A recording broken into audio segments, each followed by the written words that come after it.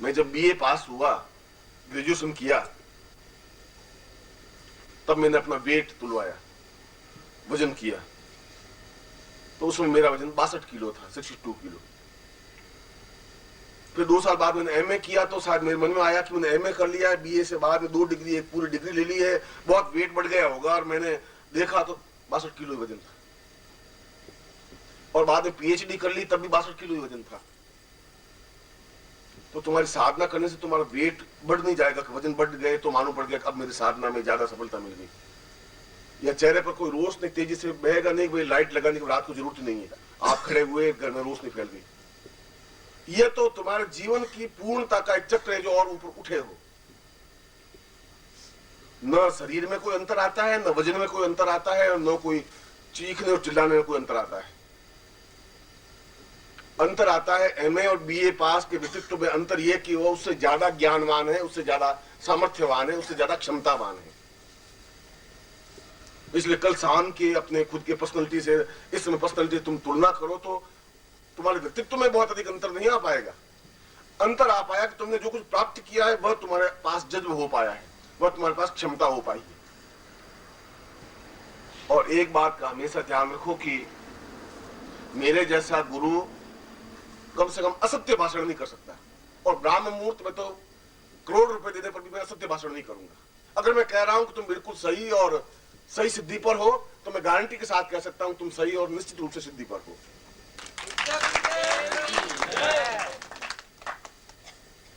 बस आवश्यकता अपने आप से परिचित होने की है। आवश्यकता है अपने पूर्ण श्रद्धा और समर्पण के साथ सफलता पाने की। तो जहां श्रद्धा है और समर्पण है वहां सफलता है, और सफलता तो तुम्हारे सामने हाथ जोड़े खड़ी ही हुई है। तुम्हें थोड़ा सा आगे एक कदम बढ़ाना है और अपने गले में जयमाला डाल दी, और तुम खुद के तुम्हारे पांव ठिठके हुए हैं तो वरमाला लिए हुए खड़ी रहेगी।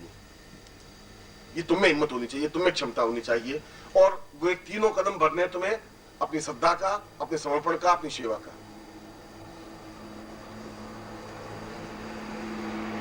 और यह जो मैंने मंत्र तुम्हें दिया है,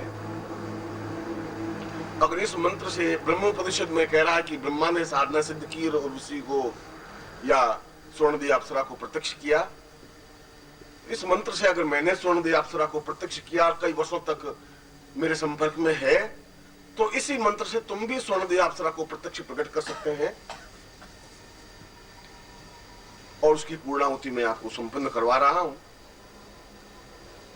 समर्पण का मतलब है, आरती का मतलब है, पूर्णाहुति का तात्पर्य है कि मैंने जो मंत्र जप किया है गुरु के साक्षी में, गुरु के सानिध्य में, गुरु के शब्दों पर, और वह मुझे प्राप्त हो और जीवन भर मेरी अनुरक्त रहे।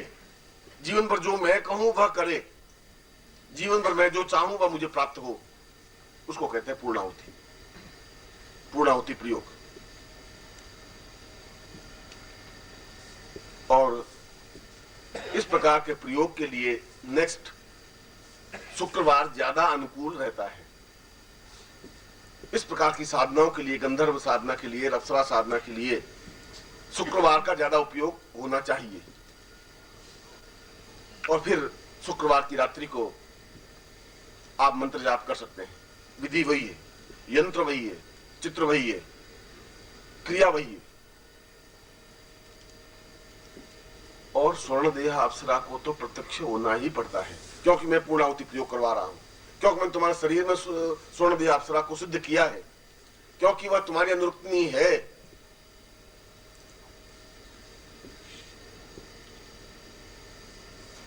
और यह जीवन का एक एहसास होता है, यह जीवन का सौभाग्य होता है कि तुम अपने जीवन में उस अनुकूलता को प्राप्त कर सको और अपने पूरे जीवन में अपने जीवन को संवार सको, सजा सको, जीवन को जगमगाहट दे सको। और यदि मैं इस बात को देखता हूं, अगर तुम में कमी होती, अगर तुम्हारी साधना में न्यूनता होती, तो मैं तुम्हें 2 टूक डांट करके कह सकता था कि तुम्हें कमी है। इसमें कोई दो रानी, तुम जितना बिंब अपने चेहरे पर लाना चाहो नहीं ला सकते हो। यह तो मन के एकाग्र होने की बात है। क्योंकि मैं कहता हूं कि तुम्हारे सामने बिंब होना चाहिए और फिर मंत्र जप होना चाहिए, और बिंब उतना साकार तुम्हारे आंखों के सामने नहीं हो पा रहा है, इस बात को भी मैं एहसास कर रहा था। और बिंब बेकार साकार नहीं हो रहा है, इसके पीछे तुम्हारा खुद का पूर्ण रूप से डूब जाने की क्रिया नहीं है, समर्पण की क्रिया नहीं है। अगर मुझे भी साधना करनी पड़ेगी तो मुझे अपने गुरु में डूबना ही पड़ेगा। और यदि मैं बीए पास करूंगा, बीए पास करना चाहूंगा, तो रात भर किताबों में डूबना ही पड़ेगा। मुझे एक एक प्रश्न याद करना पड़ेगा। आंखें लाल हो जाएगी, एकदम से चेहरा थक जाएगा, 10 किलो वेट कम पड़ जाएगा, मगर मुझे वो पूरी किताब फिजिक्स और केमिस्ट्री मुझे मौखिक याद होनी चाहिए, तब बीए में पास हो पाऊंगा।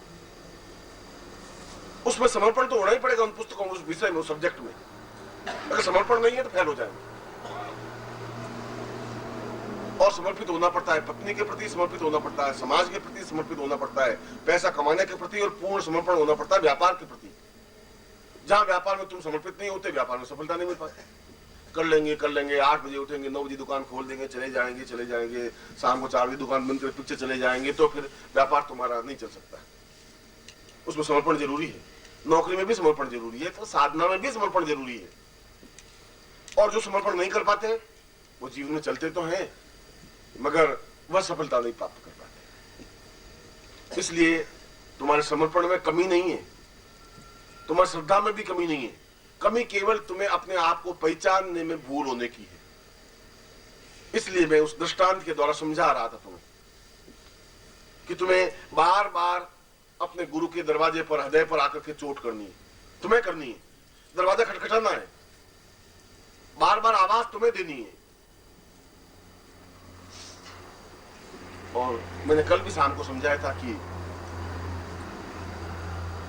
दूसरे आम आदमियों की अपेक्षा तुम साधनाओं में जल्दी सफलता पा सकते हो और पाओगे, क्यों? उनमें और तुम में अंतर है। वे पूर्ण भौतिक जीव हैं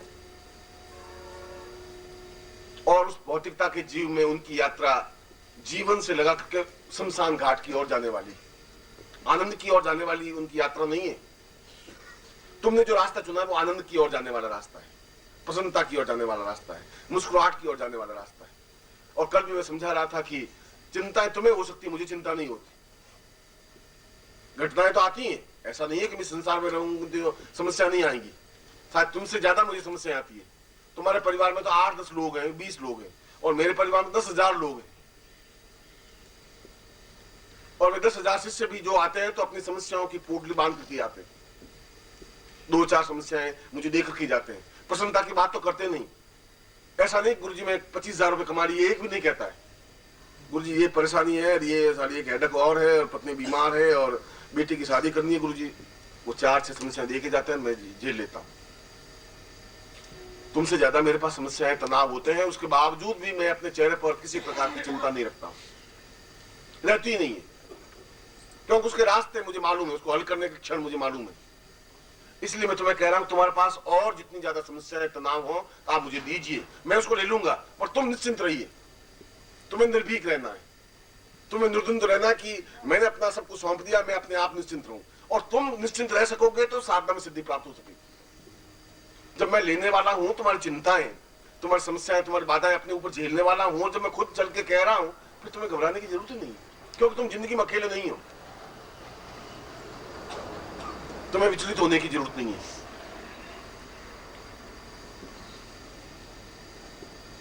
इसलिए मैं अभी पूर्णाहुति उस आरती के माध्यम से संपन्न करवाऊंगा।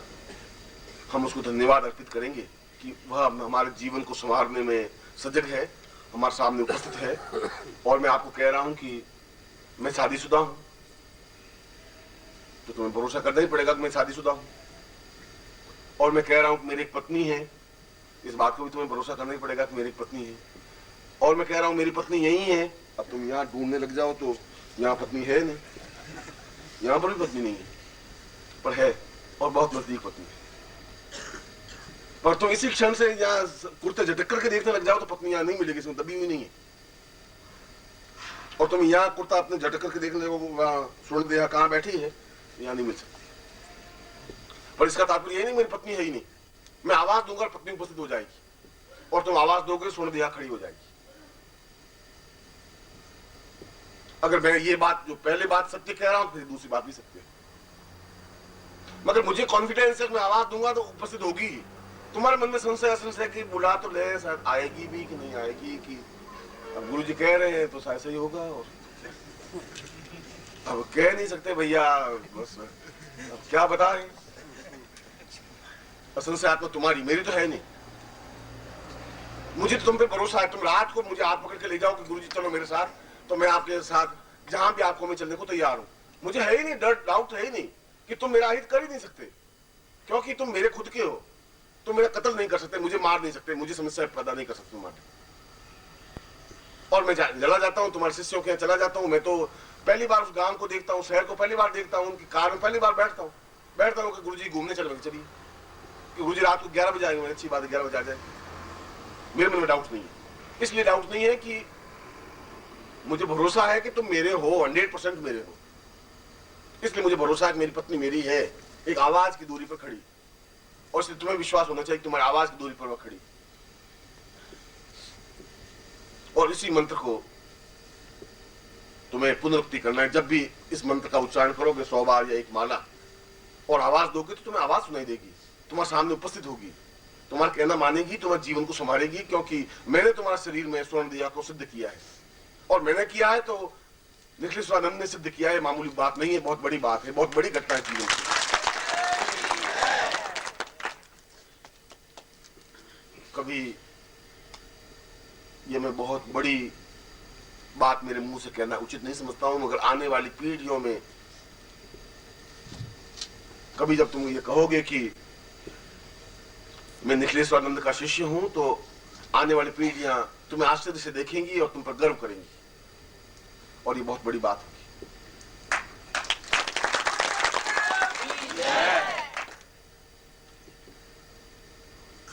यही चित्र और यही माला और यही यंत्र पूरे जीवन भर के लिए तुम्हारे लिए उपयोगी है। इस स्वर्ण देहा को प्रत्यक्ष उपस्थित करने का, बुलाने का, और उनसे सब कुछ प्राप्त करने का। और मैं उस पूर्णाहुति प्रयोग से, उस आरती के माध्यम से मैं तुम्हारे सामने उसको प्रदान करता हूं कि वह जीवन भर तुम्हारी अनुसंगिनी रहे, तुम्हारे साथ में रहे, तुम्हारी आज्ञा माने, और तुम्हारा प्रत्येक वह कार्य करे जो तुम चाहते हो।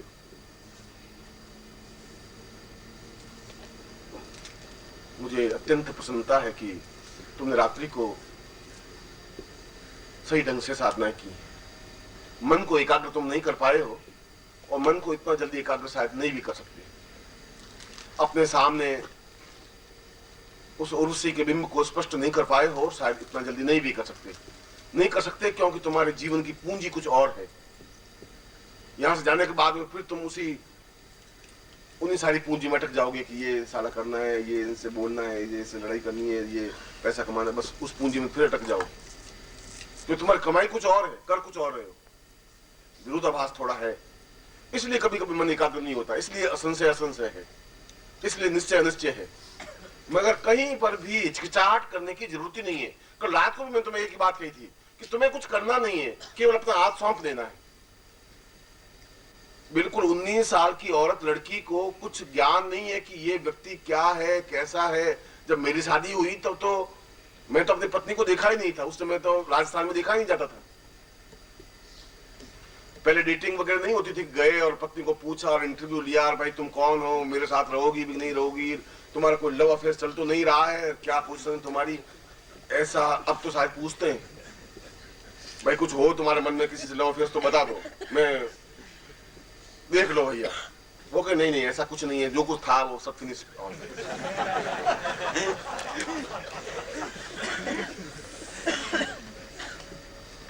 और तुम भी कहते हो कि गया भी जब मैं भी नहीं था, ये भी सुन ले।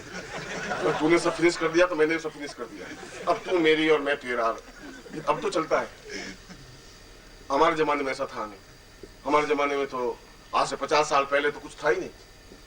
मैं तो अपनी जिंदगी में देखा नहीं। शादी के 3 साल बाद उस वाइफ को देखा पहली बार कि ये जो खड़ी है ये सब जिंदगी भर मेरे साथ चलेगी। मगर शादी के समय उसने चुपचाप अपना हाथ मेरे हाथ में सौंप दिया था। कुछ सोचा नहीं था, कमा के लाएगा कि नहीं लाएगा, कि सेवा करेगा, कि सुख देगा, कि संतान, कुछ नहीं। हाथ सौंप दिया, हाथ सौंप दिया और जीवन को पार लगा दिया। उसमें कुछ एहसास तो नहीं था उसको। और तुम्हें भी मैं वही बात कह रहा हूं कि तुम्हें अगर जिंदगी का एहसास नहीं है तो चुपचाप हाथ सौंप देना है, वो अपने आप जिंदगी को पार लगा देगा, क्योंकि उसमें क्षमता है। बीच में मझधार में छोड़ेगा नहीं वो तुम्हें। और मैं तुम्हें मझधार में छोड़ने के लिए पैदा ही नहीं हुआ हूं, मैं तुम्हें पकड़ने के लिए पैदा हुआ हूं, तुम्हें जिंदगी को पार लगाने के लिए पैदा हुआ हूं, मैं तुम्हारे जीवन को पूर्णता देने के लिए उपस्थित हुआ हूं।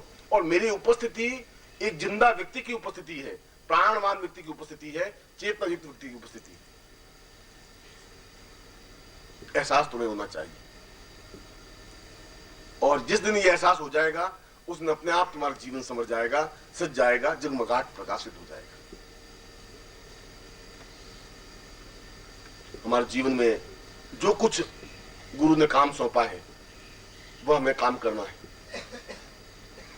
जो कुछ मैं अपनी पत्नी को काम सौंपता हूं वो करती है। ये ओम परम तत्वाय नारायणाय गुरुभ्यो नमः। ओम ह्रीं मम प्राण देह रोम प्रतिरोम चैतन्य जाग्रय ह्रीं ओम नमः। ओम भूर्भुवः स्वः तत्सवितुर्वरेण्यं भर्गो देवस्य धीमहि धियो यो नः प्रचोदयात्।